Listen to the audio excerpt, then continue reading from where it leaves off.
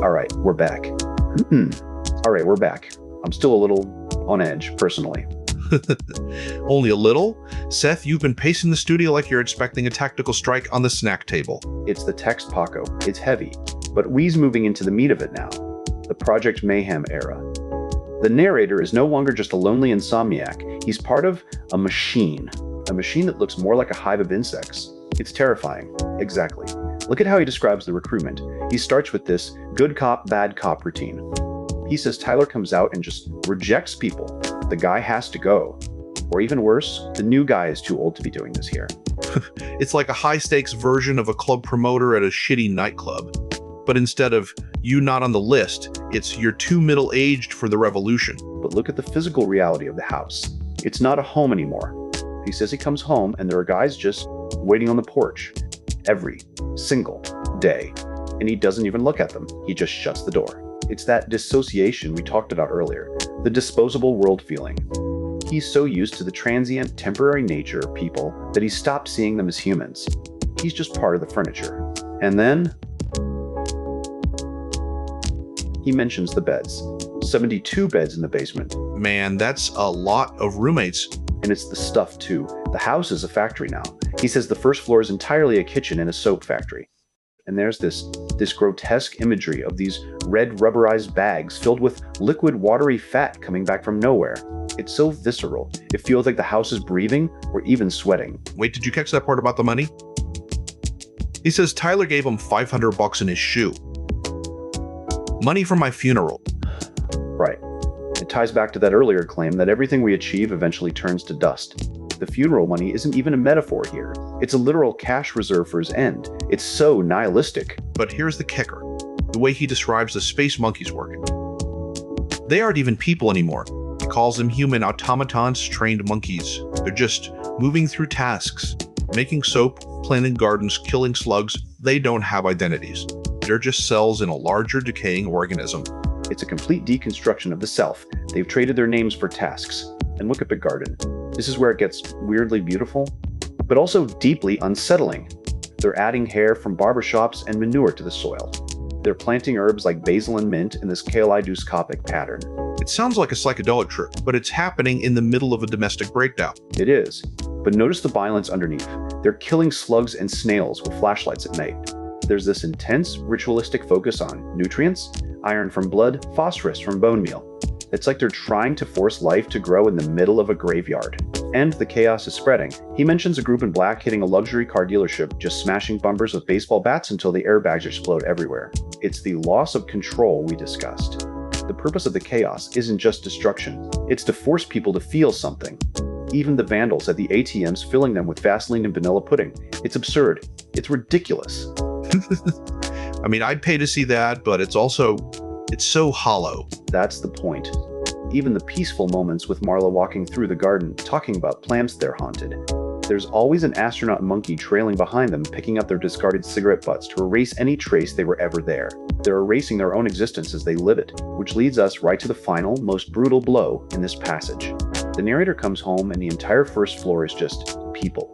Sitting on the floor, and one of them is reading aloud. And he says, "None of you possess the uniqueness or beauty of a snowflake. You are nothing more than decomposing organic matter. You are all part of the same compost heap." Ouch. It's a rejection of the individual. The middle-aged man trying to find meaning, only to be told he's just fertilizer. Okay, I'm back. I've been sitting here just staring at the wall, trying to process that last bit. The compost heap line. It's heavy, man. It's heavy. It's bleak, Seth. It's just straight up bleak. But look, the narrator, he's moving through this house like a ghost. He's making a sandwich. He's literally just trying to exist while this whole cult of chaos is happening around him. But even the sandwich isn't him anymore. He says, "I've already read this. I typed this text." He's detached. He's looking at these space monkeys and he's like, "Don't mind me. I'm just a big pile of shit." That's the radical deconstruction, right? He's not even fighting the loss of identity. He's participating in the mockery of it. And then look at this. He mentions his boss. He thinks even his boss has probably read this. He's saying the corporate world and this underground anarchy are reading the same script. It's all the same flatness, no hierarchy, no white or black, rich or poor. Just Mass. Wait. I love how he just wanders. He's looking for Tyler. He goes from club to club, and every single time, there's some stranger standing in a circle of light reading Tyler's words. It's like Tyler's become this viral, decentralized deity. It's spooky. It's like a religious fever. And the way people treat him, they see the hole in his cheek, the bruised, yellowing skin, and they call him Sir. It's the prestige of the wounded. He's the only one with the proof of the connection. But Luctus is where it gets truly unstable. He says he lives with Tyler, but Tyler hasn't been home in ages. He's physically there, but he's a ghost. And the rumors. Is it true Tyler is building an army? Does he sleep only 1 hour a night? It's like the tabloid version of an apocalypse. But the scale is changing. The Project Mayhem meetings are moving to bigger basements because the committee's arson, raids, disinformation, they're just multiplying. It's out of control. It's exactly what we were saying about the disposable world. The individuals are gone, replaced by these specialized, expanding cells. And then we get back to that garden, the one we were just talking about. The smell of sage and geranium. Right. He's walking barefoot with Marla. It's almost romantic, but then he sees it. In the dirt. Something glistening. He thinks it's gold. I thought it was a treasure. I was like, finally some loot. It wasn't gold, Paco. It was a human jawbone. A jawbone with gold and silver fillings, half buried in the hair, the manure, the blood, and the bone meal. Oh God. He doesn't even report it. He doesn't scream. He just pushes it deeper into the dirt. He hides it so Marla won't see. He's literally burying the evidence of human violence into the very thing they're using to grow life. That is dark, even for us. And then the scene shifts. Suddenly, we're in his office. Responsibility, determination. God, even the name of his department sounds like a death sentence. It's that corporate sterility again. All glass walls, all vertical blinds, all gray carpet. He describes the internet ports as tiny grave markers. It's a graveyard of connectivity. He's trapped in a labyrinth of plastic. He's talking about the spiritual revolution. He says our generation didn't get a great war or a depression, so we have to declare our own. A war against culture. Tyler tells him, get out to the parking lot. There are guys waiting for you. And the narrator? He's still half asleep. He doesn't even know if he's dreaming Tyler or if Tyler is dreaming him. I mean, if someone called me and told me there were guys waiting for me in a Cadillac, I'd be checking my pulse too. But look at the sensory detail. My hands smell like gasoline. That's the tether. The smell of the destruction is already on him. He's physically part of the explosion before it even happens.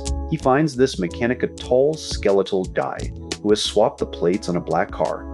He can start anything with 2 wires. It's so primal. No keys, no codes, just raw electrical contact. And the space monkeys are just sitting in the back seat, silent, watching. They are the audience for his escape. But the most haunting part, the part that really gets me, is the way he describes the feeling of the club after the fight. He says even a week later, you can't help but speed. You're driving and the cars are swerving around you and people are flipping you off. And he says, it doesn't matter. You feel great because the consequence is gone. That's the point of the deconstruction. He has a cracked rib. He might have internal bleeding. He's literally physically falling apart. But he's relaxed. The fear of the world has been replaced by the numbness of the void. And then we see the fighters, the skeletons. The guys from Narcotics Anonymous, they don't fight to win, they fight until they become mincemeat. The imagery is so heavy, the sweat smelling like fried chicken, the sound of knuckles hitting ribs, the light hitting the muscles and tendons. It's not a sport, it's a biological breakdown. They are burning through their lives at 1,000 miles an hour. It's like they found a way to be alive by choosing exactly how they die. And then the fight ends. 20 minutes of pure rhythmic violence, and one of them just collapses. And the lights stay on. The world keeps spinning. And we're still just sitting here, listening to the sound of the impact. It's the rejection of the consumerist identity we talked about at the start. Your name doesn't matter. Your problems don't matter. Your age doesn't matter. I think I need to step away from the page for a second. That last image, it's just lingering. Yeah, let's take 5. My brain needs to go somewhere less explosive.